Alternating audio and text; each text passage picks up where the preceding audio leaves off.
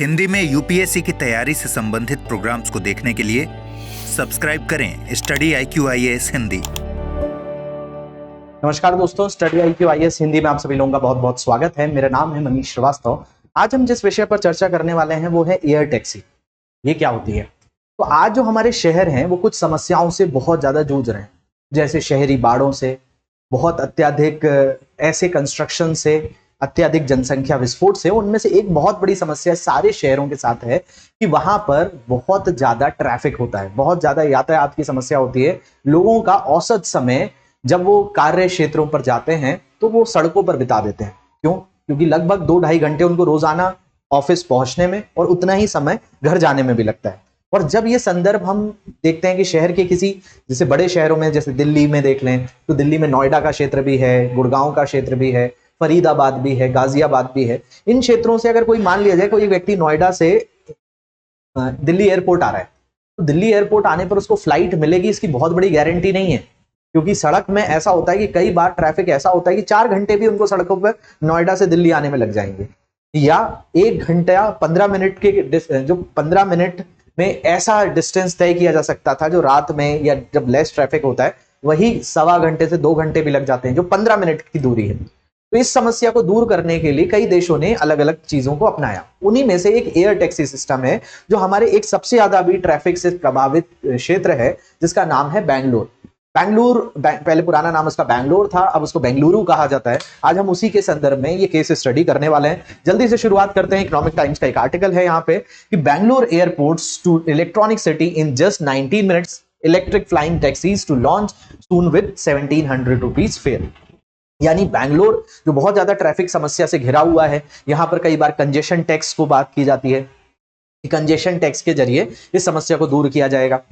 उसको एक नई सौगात मिल रही है। एक सरला एरोनॉटिक्स करके एक कंपनी है जो कि ये एयर टैक्सी सर्विस देगा यहां पर, और जिसके तहत बैंगलोर एयरपोर्ट से इलेक्ट्रॉनिक सिटी आने में आप आसानी से 19 मिनट के आसपास, 20 मिनट में आप शहर में आ सकते हो, जो आपको समय लगभग 2 घंटे 2.5 घंटे का भी लग जाता था। उसका फेयर भी 1700 रुपए है। मैं आपको वहां के थोड़े से फेयर रेट्स भी बताऊंगा और क्या है ये सिस्टम, और भी किसी शहर में होने वाला है, इसको भी समझेंगे। तो चलिए इस सेशन को आखिरी तक जरूर देखेंगे। उससे पहले आप लोगों के लिए कुछ इंपॉर्टेंट इंफॉर्मेशन है। स्टडी IQ दिवाली के अवसर पर आप लोगों के लिए लाया है बहुत सारी सौगातें। हमारा जो फास्ट ट्रैक बैच है, फाउंडेशन बैच, वो आपको अभी मिनिमम 17,999 में अवेलेबल है, जो कि अभी तक का मिनिमम प्राइस है। मनीष लाइव कोड यूज करना पड़ेगा आपको इस कोर्स को अवेल करने के लिए। तो जल्दी से आप ये वेबसाइट पर जाकर इसको कर सकते हैं, जो स्टूडेंट 2025 में देने वाले हैं। 2026 के स्टूडेंट्स के लिए हमारा P2I फाउंडेशन बैच है, जिसकी फीस 26,999 है, और 27 के बच्चों के लिए लॉन्ग टर्म बैच है, वो भी इसको एनरोल कर सकते हैं 32,999 में। तो आशा करता हूं ये चीज आपको समझ में आई होगी।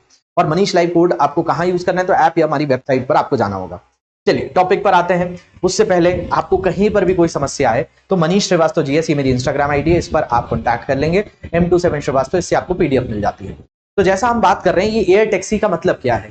एयर टैक्सी का मतलब है कि भाई ये एयरपोर्ट से लोगों को, जैसे एक नॉर्मल टैक्सी ली जाती है, तो आप बैंगलोर शहर में मान लिया जाए आपको 30 किलोमीटर 40 किलोमीटर की दूरी तय करनी है, तो ऑन एन एवरेज एक कैब में एक व्यक्ति का जो फेयर है वो लगभग 1000 से 1200 रुपए, और यही फेयर सिस्टम इस एयर टैक्सी में 1700 रुपए के आसपास होगा, जो आपको क्या करेगी, एयरपोर्ट से बैंगलोर शहर में जैसे इलेक्ट्रॉनिक सिटी है तो वहां तक पहुंचा देगी।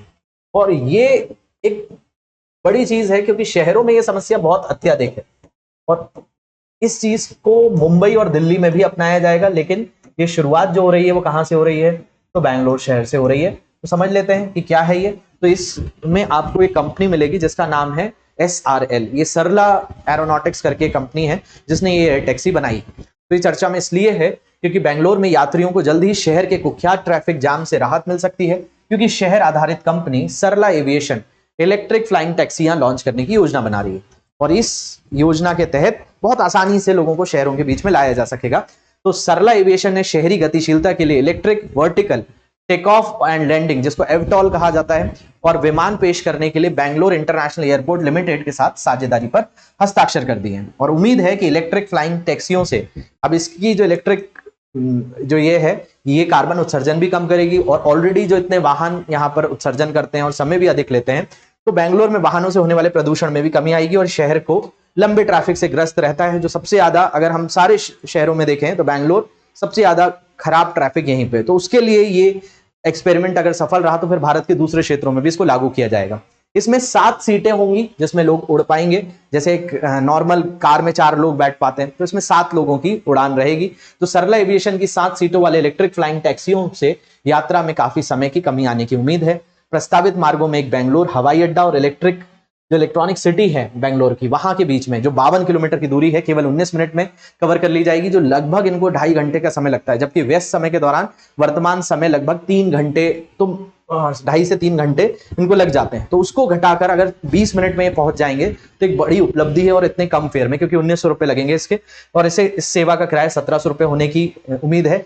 और लगभग जैसा मैंने आपको बताया कि नॉर्मल टैक्सी से जाने पर ये 1200, 1300, 1400, 1500 तक भी हो जाता है, तो अब लगभग बराबर ही इन्होंने किया हुआ है।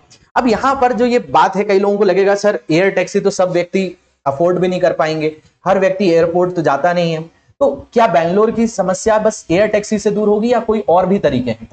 देखिए, सारे शहरों में अब जनसंख्या बढ़ चुकी है, कंपनियां आ चुकी है, रोजगार के लोग यहां पर रह रहे हैं, तो जो शहरीकरण हुआ है उसके साथ साथ वहां की विकास को भी बढ़ाना होगा। यानी यहां पर under bridges, over bridges, metros, जैसे दिल्ली और मुंबई की अगर हम बात करें तो दिल्ली मुंबई में भी उतना ही ट्रैफिक है या उससे ज्यादा लोग रहते हैं जितने बेंगलोर में रहते हैं, लेकिन मुंबई में एक पब्लिक ट्रांसपोर्ट बहुत अच्छा है, जैसे मुंबई लोकल, दिल्ली के अंतर्गत दिल्ली मेट्रो। बेंगलोर में भी मेट्रो चालू हुई है, लेकिन उसका नेटवर्क इतना फैला हुआ नहीं है कि वो ट्रैफिक को पूरी तरह से समाप्त कर पाए। दूसरा, जो वहां पर सड़क चौड़ीकरण है, वाइडनिंग ऑफ रोड है, वो भी बड़ी रिक्वायर्ड है। दूसरा, ट्रैफिक रूल्स को प्रॉपरली फॉलो करवाना। हालांकि बेंगलोर ने कई मेथड्स को अपनाया है, जैसे सेंसर बेस्ड ट्रैफिक सिस्टम को यहां पे लाया गया है।